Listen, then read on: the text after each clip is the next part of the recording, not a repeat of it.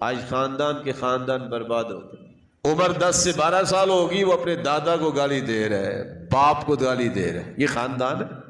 خاندان کا دفاع کرنا چاہتے ہو تو بچوں کو سکھاؤ بڑوں کا ادب کرتے ہیں، بڑوں کو سمجھنا چاہیے، چھوٹوں پہ شفقت کرتے ہیں. اس سے خاندان کا دفاع ہوتا.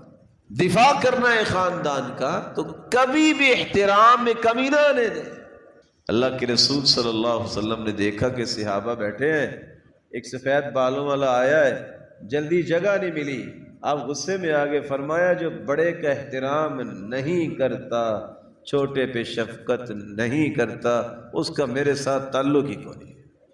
اپنے خاندانوں کا دفاع کرو، بڑوں کا احترام سے. تمہیں سفید بالوں والا نظر آئے، راستہ چھوڑو، اس کو جگہ دو، بھاگ کے کرسی لا کے دو اور فوراً کہو میں آپ کی کیسے خدمت کر سکتا ہوں. اگر آپ اپنے بڑوں کا احترام نہیں کرتے، آپ دوسروں کے بڑوں کا کیا احترام کریں. یہ علم نہیں ہے کہ ڈگریاں جو ہے پورے کا پورا وہ 1 کلو کا وزن ہو اور اسے بڑے کا ادب کرنا نہ آتا ہو، اس کی پتہ ہی نہ ہو کہ میرا باپ کون ہے، میرا دادا کون ہے، میرا چچا کون ہے، میرے خاندان کا بڑا کون ہے، کسی کے سفید بال ہے، میں نے بات کیسے کرنی. یہ علم ہے، جہالت ہے. یہی جہالت اسلام سے پہلے تھی، کسی کے کوئی حیا شرم نہیں تھی. اللہ کے رسول نے آ کے بتایا کہ علم ہے یہ بڑوں کا احترام کرو. البرکۃ مع اکابرکم، برکت بڑوں کے ساتھ. خاندانی دفاع کرنا چاہتے ہو، جوڑ کے رکھنا چاہتے ہو، عورتوں کو پردہ کرواؤ اور مردوں کو داڑیاں رکھواؤ. شان، عظمت، رعب، دبدبہ وہ ہے جو اللہ کے رسول نے بیان کیا.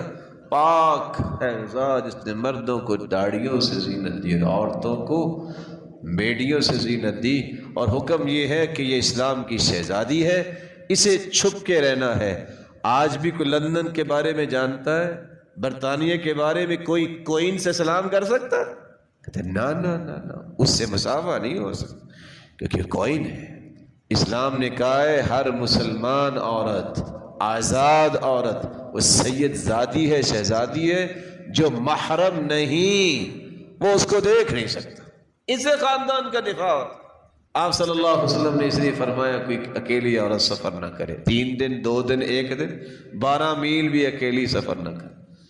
بغیر کسی سبب کے طلاق نہ مانگے، اسے خاندان ٹوٹتے ہیں. صرف خاندان نہیں، جو عورت بغیر سبب کے طلاق مانگے گی وہ جنت کی خوشبو بھی نہیں پائے گی. خاندانوں کا دفاع کرنا ہے. بچوں کو سمجھاؤ بیٹا اچھے طریقے سے خاندان بناتے ہیں، چھوٹی چھوٹی بات پہ طلاقیں نہیں دیتے، لڑائی بھڑائی نہیں کرتے، مارتے نہیں ہیں. بیٹا بڑا بن کے رہتے. مرد ہو تم، مرد ذمہ دار ہوتا ہے، وہ جانتا ہے کیسے گھر کو چلانا ہے. اور بچیوں کو سکھایا جاتا ہے کہ بیٹا گھر یہ ہے اب تیرا جس طرح پہلا گھر تھا، کوئی آنچ نہیں آنی چاہیے. مصیبت یہ ہے کہ آج کسی نے 2 لاکھ کا کاروبار کرنا ہو تو 4 دن کی اس کو ورکشاپ کرواتے ہیں.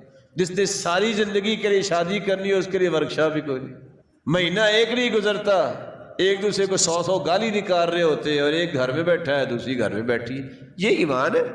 یہ کوئی تربیت ہے؟